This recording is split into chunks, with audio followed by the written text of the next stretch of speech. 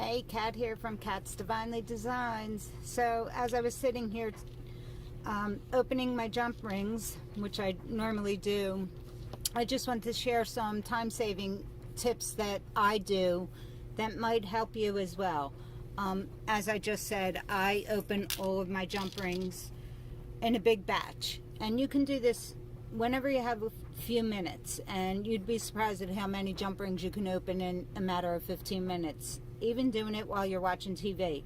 Just to open the jump rings and set a stash aside so that when you're making your orders, your jump rings are already open, and then all you have to do is attach your bead and then just close them. It saves so much time, you'd really be surprised. I also actually prepare my closures in advance so I don't have to do that at the end of when I'm completing my rosary. It's already done for me. That's another step, saving time when I have a lot of orders. It really comes in handy. Another thing that I do, which may not work for everyone, but when my charms come in that don't have jump rings attached, I try to attach jump rings right when my order comes in before I even put it away. That also saves you a tremendous amount of time when you're going to do an order, especially on charms and crosses that I use a lot of.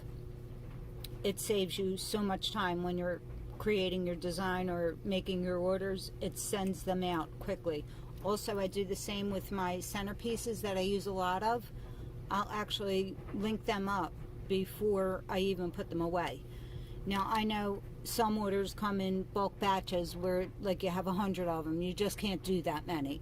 But if you can do a few before you even put them away, it really will save you a lot of time when you have 10 orders sitting in front of you and you're like, oh God, how am I going to get all these orders out today? I know I have a time frame that I need to get these orders out and I just don't have the time to do it. But that's what I do, and I thought I'd share that with you. Another thing that I find really, really helpful is when you're arranging your beads, of course arrange them by color or whatever works for you. But what I'll do is I have a few patterns that use the same colors in their pattern. So I'll try to arrange my beads in a bead box that has that particular pattern in my bead box.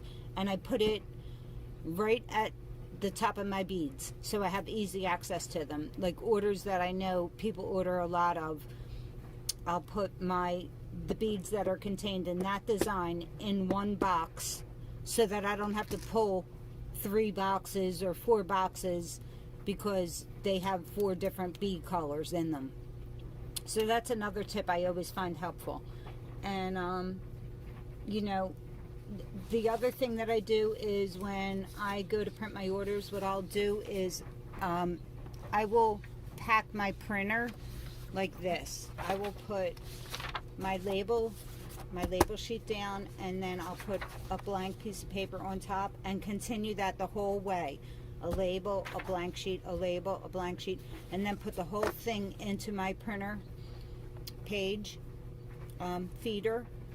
And this way I don't have to keep changing out my printer paper. So that's another tip. I'm sure everybody does that, but some people may not do that, and they may, you know, just print their packing slips and then print the labels separately. But if you want to do it all together so that your label and then your packing slip come out together, that's a quick and easy way to do it. So there are my tips on how to save some time, and that's all I got today. Anyway, that's all I can think of. So, ciao for now.